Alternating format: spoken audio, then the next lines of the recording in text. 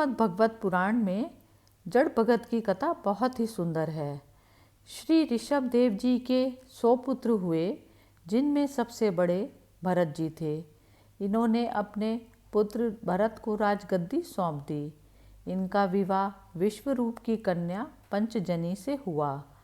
इनके 5 पुत्र हुए, सुमति, राष्ट्रभृत, सुदर्शन, आवरण और धूम्रकेतु। पहले भारत भूमि को अजनाभ वर्ष कहते थे, लेकिन राजा भरत के बाद भारतवर्ष कहा जाने लगा। इन्होंने बड़े अच्छे से प्रजा का पालन किया और ये बहुत अच्छे राजा हुए। कई वर्ष बीत जाने पर इन्होंने राज्य अपने पुत्रों में बांट दिया और खुद पुलहाश्रम में आ गए। यहाँ पर गंडकी नाम की नदी थी, उसकी तलहटी में शालिग्राम जी मिलते हैं। वहीं पर भगवान का ध्यान करते, पूजा पाठ करते और कंदमूल से भगवान की आराधना करते।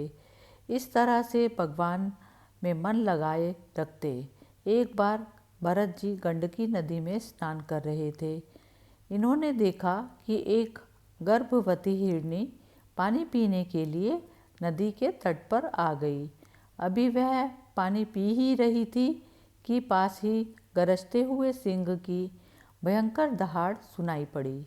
जैसे ही उसने शेर की दहाड़ सुनी तो वह डर गई और उसने नदी पार करने के लिए छलांग लगा दी। उसी समय उसके गर्भ से मृग शावक बाहर आ गया और नदी में गिर गया। हिरनी ने भी नदी पार की, लेकिन डर से उसने प्राण त्याग दिए। भरत जी ने देखा कि हिरनी का बच्चा नदी में बह रहा है। उन्हें बड़ी दया आई और कूदकर उस हिरण के बच्चे को बचा लिया और अपने आश्रम पर ले आए। वे बड़े प्यार से उस हिरनी के बच्चे को पालन करने लगे। वह हिरण अब भरत जी को अपना सा ही समझने लगा, लेकिन भरत जी एक गलती कर गए। उनका मन भगवान की पूजा से हटकर उस हिरण के बच्चे में आसक्त हो गया। हिरण के बच्चे में आसक्ति बढ़ जाने से सोते, बैठते, खाना खाते समय भी उनका चित्त उसके स्नेह पाश में बंधा रहता, क्योंकि मन एक है, या तो आप इसे संसार में लगा लो या फिर भगवान में। अब वो जो भी भगवान की पूजा पाठ किया करते थे, उस समय उन्हें हिरण के बच्चे की याद आती थी। कहीं उसे कोई कुत्ता या सियार या कोई भेड़िया ना खा जाए। अगर भरत जी को वह नहीं दिखाई देता तो उनकी ऐसी दशा हो जाती कि जैसे सारा संसार ही लुट गया हो। भरत जी को उसके रहने की, खाने की और सोने की चिंता लगी रहती थी। एक दिन ऐसा आया कि भरत जी अपने दैनिक कर्म में लगे हुए थे। वहाँ हिरणों का झुंड आया और वह हिरण का बच्चा उनके साथ चला गया। जब भरत जी को हिरण का बच्चा कहीं नहीं मिला तो उसे निरंतर हिरण की याद आने लगी। काल का प्रभाव ऐसा हुआ कि भरत जी की मृत्यु हो गई। मृत्यु के समय भरत जी उस हिरण का ही चिंतन कर रहे थे। इस कारण उन्हें अगला जन्म कालिंजर पर्वत पर एक हिरनी के गर्भ से हुआ। भरत जी हिरण बन गए, लेकिन उन्हें अपने पूर्व जन्म की याद बनी हुई थी, क्योंकि वह पूर्व जन्म में इतना भजन कर चुके थे। हिरण बनकर भरत जी सोच रहे थे कि पिछले जन्म में मैंने कितनी बड़ी भूल कर दी। अपने सब परिवार को छोड़कर मैं भगवान का भजन करने के लिए वन में आया था, लेकिन मैं उस हिरण से इतना आसक्त हो गया कि मुझे हिरण की योनि प्राप्त हुई।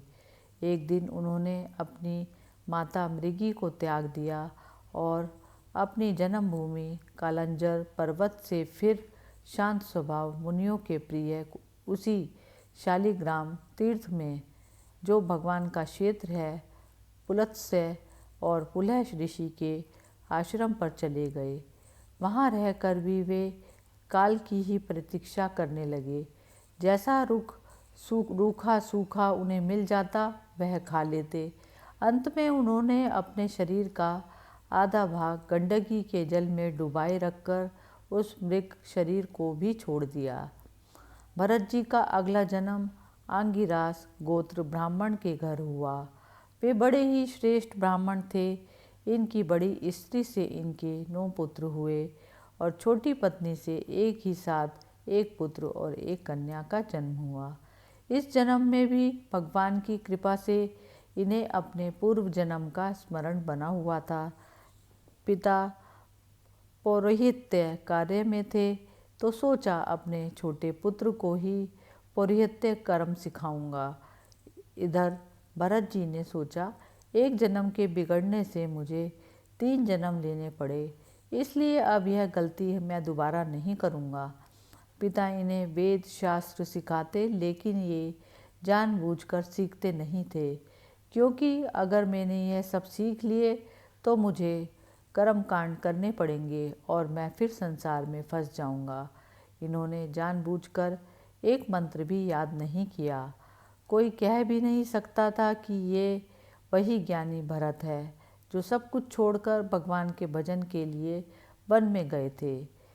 ये पृथ्वी पर ही पड़े रहते थे, कभी तेल उपटन आदि नहीं लगाते थे और ना ही स्नान करते थे।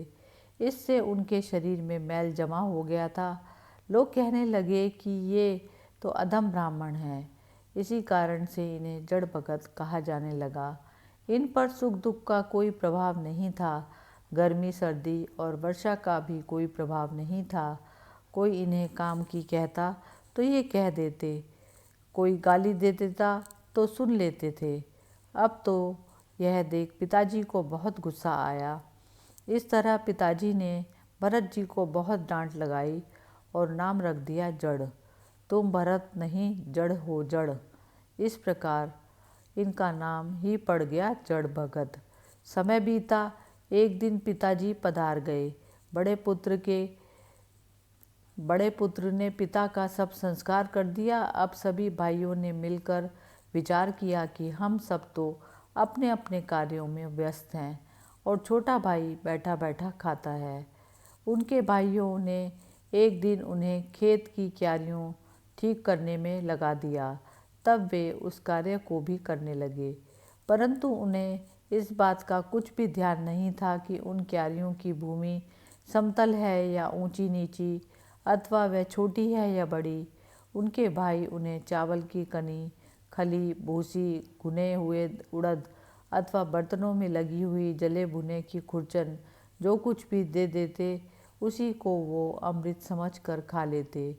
एक दिन डाकुओं के सरदार ने पुत्र की कामना से भद्रकाली को मनुष्य की बलि देने का संकल्प किया। उसने जिस पुरुष को पशु बलि देने के लिए मंगाया था, वह किसी तरह से उसके फंदे से निकलकर भाग गया। उसे ढूंढने के लिए उसके सेवक चारों ओर दौड़े, किंतु अंधेरी रात में आधी रात के समय कहीं उसका पता न लगा। अचानक उनकी दृष्टि इन आंगिरास गोत्रीय ब्राह्मण कुमार भरत जी पर पड़ी, जो वन के जीवों से खेतों की रखवाली कर रहे थे। उन्होंने देखा कि हम इन्हें पकड़ कर ले चलते हैं, इससे हमारे स्वामी का कार्य भी अवश्य सिद्ध हो जाएगा। यह सोचकर वे उन्हें रस्सियों से बांधकर चंडिका के मंदिर में ले आए। फिर उन चोरों ने अपनी पद्धति के अनुसार विधिपूर्वक उनको अभिषेक एवं स्नान कराकर कोरे वस्त्र पहनाए तथा नाना प्रकार के आभूषण, चंदन, माला और तिलक आदि से विभूषित कर अच्छी तरह भोजन कराया और बलिदान की विधि से गान, स्तुति और मृदंग एवं ढोल आदि का शब्द करते उस पुरुष को भद्रकाली के सामने नीचा सिर करा के बैठा दिया। इसके पश्चात नर पशु के रुधिर से देवी को तृप्त करने के लिए देवी मंत्रों से अभिमंत्रित एक तीक्ष्ण खड्ग उठाया और जैसे ही भरत जी को मारने लगे तो माँ काली ने सोचा कि यह तो एक ब्राह्मण है और दूसरा भगवान का भक्त है। यदि मैं आज इसकी रक्षा नहीं कर पाई और भगवान ने पूछ लिया कि देवी आप मेरे भक्त की रक्षा नहीं कर पाई, तो मैं भगवान को क्या कहूँगी। इसीलिए यह भयंकर कुकर्म देखकर देवी भद्रकाली के शरीर में अति दुस्सह ब्रह्म तेज से दाह होने लगा और वे एकाएक मूर्ति को फोड़कर प्रकट हो गई। उन्होंने क्रोध से भड़ककर बड़ा भीषण अट्टहास किया और उछलकर उस अभिमंत्रित तलवार से ही उन सारे पापियों के सिर उड़ा दिए और अपने गणों के सहित उनके गले में बहुत बहता हुआ गर्मागर्म रुधिर रूप आसव पीकर अति उन्मत्त हो ऊंचे स्वर से गाती और नाचती हुई उन सिरों को ही गेंद बनाकर खेलने लगी। इस तरह माँ काली ने भरत जी के प्राण की रक्षा की। फिर भरत जी महाराज जब अब यहाँ से भी आगे चल दिए। एक बार सिंधु सौवीर देश का स्वामी राजा राहुगण पालकी पर सवार होकर कपिल भगवान के आश्रम पर जा रहा था। मार्ग में उन्हें पालकी साधने वाले एक कहार की कमी महसूस हुई। जब सेवक कहार की खोज करने लगे तो उन्हें यही भरत जी मिल गए और इन्हें पकड़कर पालकी उठाने के काम में लगा दिया। वे बिना कुछ बोले ही चुपचाप पालकी को उठाकर चलने लगे। भरत जी महाराज पृथ्वी पर रेंगने वाले जीवों को बचाकर चल रहे थे, जिस कारण से पालकी हिल रही थी। राजा रहुगण ने पालकी उठाने वालों से कहा, अरे कहारो, अच्छी तरह चलो, पालकी को इस प्रकार ऊंची नीची करके क्यों चलते हो। कहारों ने सोचा, अगर हमने ये नहीं बताया कि जो नया पालकी उठाने वाला है उसके कारण सब गड़बड़ हो रही है तो राजा हमें जरूर दंड देगा। उन्होंने राजा से कहा, महाराज अभी नया कहार पालकी में लगाया है जो कभी धीरे चलता है और कभी जल्दी। हम लोग इसके साथ पालकी नहीं ले जा सकते। राजा राहुगण ने सोचा, संसर्ग से उत्पन्न होने वाला दोष एक व्यक्ति में होने पर भी उससे संबंध रखने वाले सभी पुरुषों में आ सकता है। इसीलिए यदि इसका प्रतिकार ना किया गया तो धीरे धीरे ये सभी कहार अपनी चाल बिगाड़ लेंगे। ऐसा सोचकर राजा रहुगण को कुछ क्रोध हो आया। राजा गुस्से में कहने लगा, बड़े दुख की बात है, अवश्य ही तुम बहुत थक गए हो। इतनी दूर से तुम अकेले ही बड़े देर से पालकी ढोते चले आ रहे हो।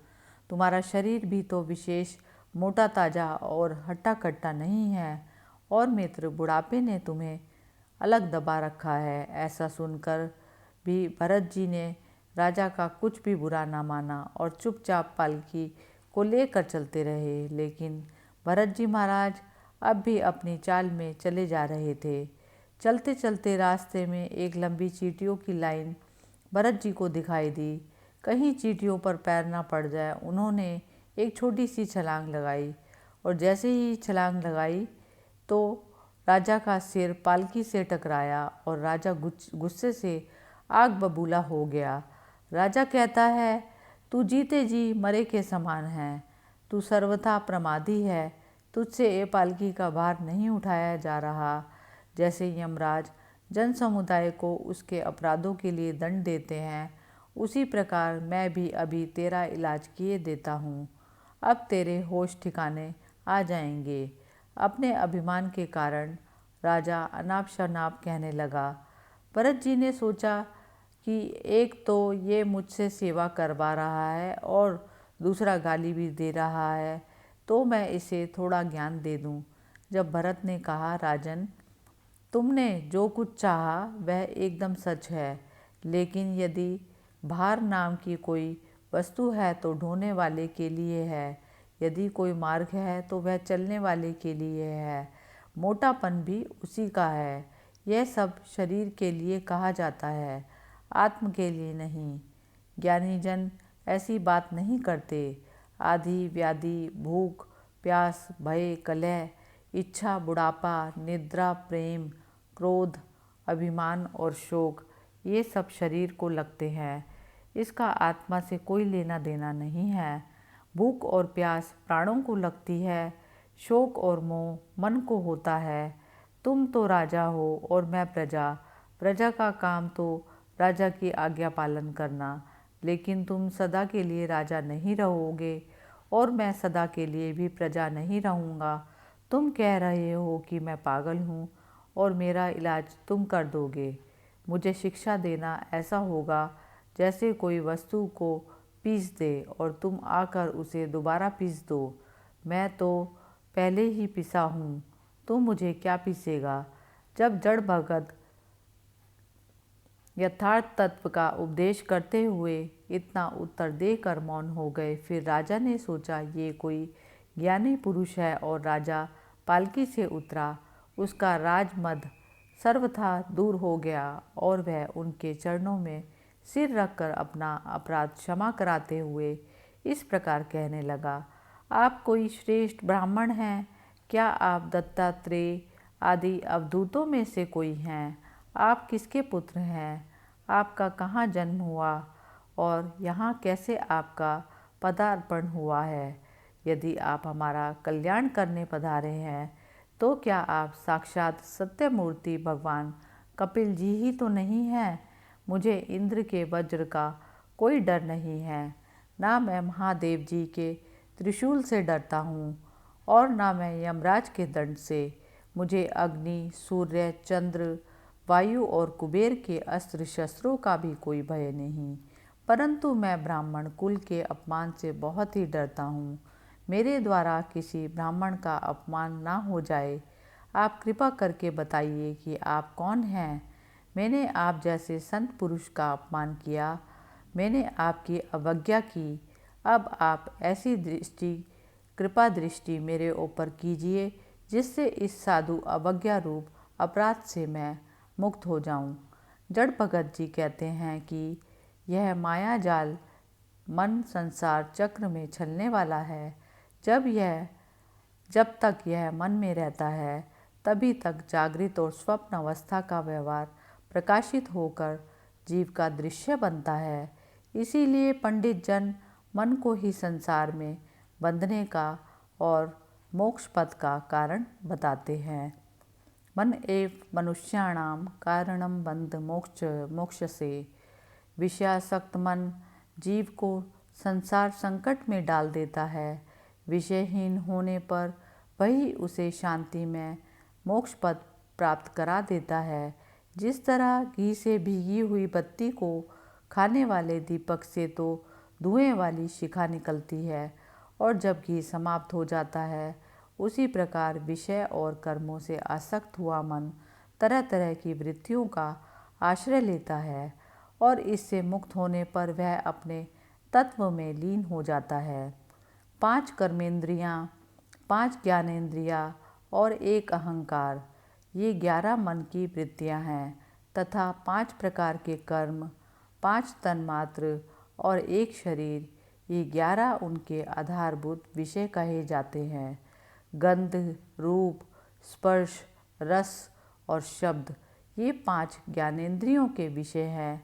मल त्याग, संभोग, गमन, भाषण और लेना देना आदि व्यापार, ये 5 कर्मेंद्रियों के विषय हैं तथा शरीर को यह मेरा है इस प्रकार स्वीकार करना अहंकार का विषय है।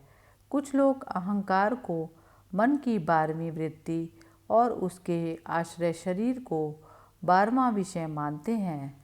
ये मन की 11 वृत्तियां द्रव्य, स्वभाव, आश्रय, कर्म और काल के द्वारा सैकड़ों, हजारों और करोड़ों भेदों में परिणित हो जाती हैं, किंतु इनकी सत्ता क्षेत्रज्ञ आत्मा की सत्ता से ही है, स्वतः या परस्पर मिलकर नहीं है।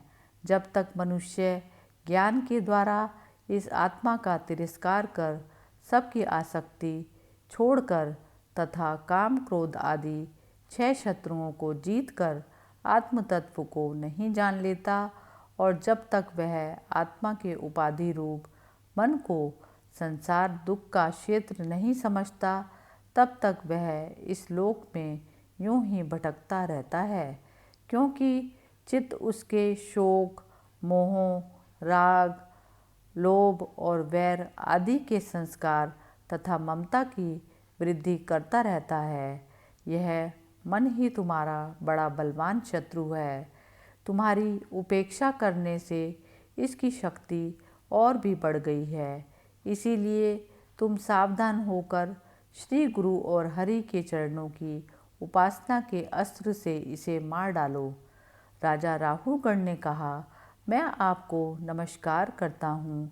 जिस प्रकार ज्वर से पीड़ित रोगी के लिए मीठी औषधि और धूप से तपे हुए पुरुष के लिए शीतल जल अमृत तुल्य होता है, उसी प्रकार मेरे लिए, जिसकी विवेक बुद्धि को देह अमीपान रूप विषैले सर्प ने डस लिया है, आपके वचन अमृतमय औषधि के समान हैं।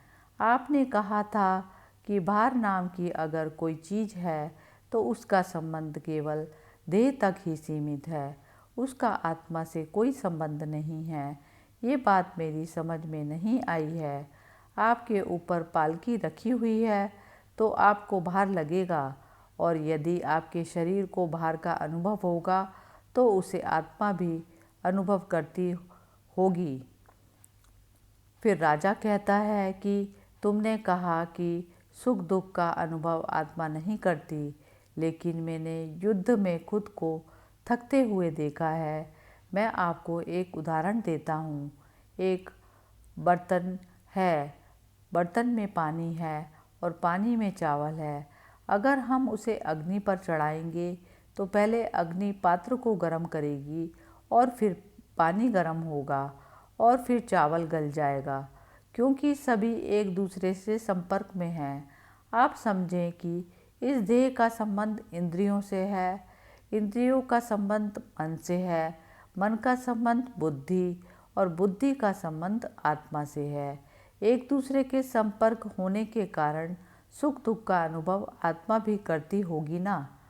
राजा की इस बात को सुनकर जड़ भगत हंसे और बोले, राजन, एक ओर तो तू तत्व को जानना चाहता है और दूसरी ओर इस व्यवहार जगत को सत्य मान बैठा है। जैसे तूने अपनी बात रखी है, इसी तरह से मैं भी अपनी बात रख देता हूँ।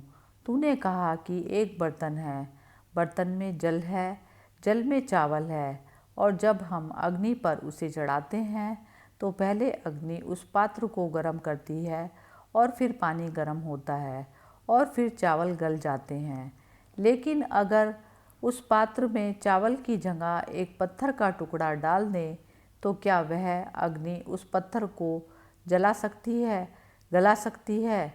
राजा ने कहा कि नहीं, जला नहीं सकती और ना ही गला सकती। जड़ भगत जी बोले, इसी प्रकार आत्मा भी निर्लेप है।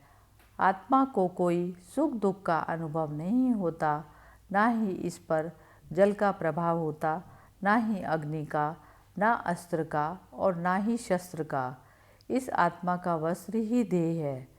इस प्रकार जड़ भगत जी ने बड़ा ही सुंदर ज्ञान राजा रहुगण को दिया। इसके बाद भरत जी ने भवाटवी का वर्णन किया है, जिसका श्रीमद् भगवत पुराण में सुंदर वर्णन है। अंत में भरत जी कहते हैं कि अपने मन को संसार से हटाकर ईश्वर के चरणों में लगाओ। ये मन काम, क्रोध, मद, लोभ, परिवार और विषयों आदि में फंसाए रखता है। अब तुम प्रजा को दंड देने का काम छोड़कर समस्त प्राणियों के सुहृद हो जाओ और विषयों में अनासक्त होकर भगवत सेवा से तीक्ष्ण किया हुआ ज्ञान रूप खड्ग लेकर इस मार्ग को पार कर लो। राजा रहुगण ने कहा, आपके चरण कमलों की रज का सेवन करने से जिनके सारे पाप नष्ट हो गए हैं, उन महानुभावों को भगवान विशुद्ध भक्ति प्राप्त होना कोई विचित्र बात नहीं है। मेरा तो आपके 2 घड़ी के सत्संग से ही सारा कुतर्क मूलक अज्ञान नष्ट हो गया है। इस तरह से जड़ भगत ने उन्हें ज्ञान दिया और राजा राहुगण उस ज्ञान को पाकर इस प्रकार तृप्त हो गए जैसे कोई निर्धन धन पाकर तृप्त हो जाता है। जय श्री कृष्ण।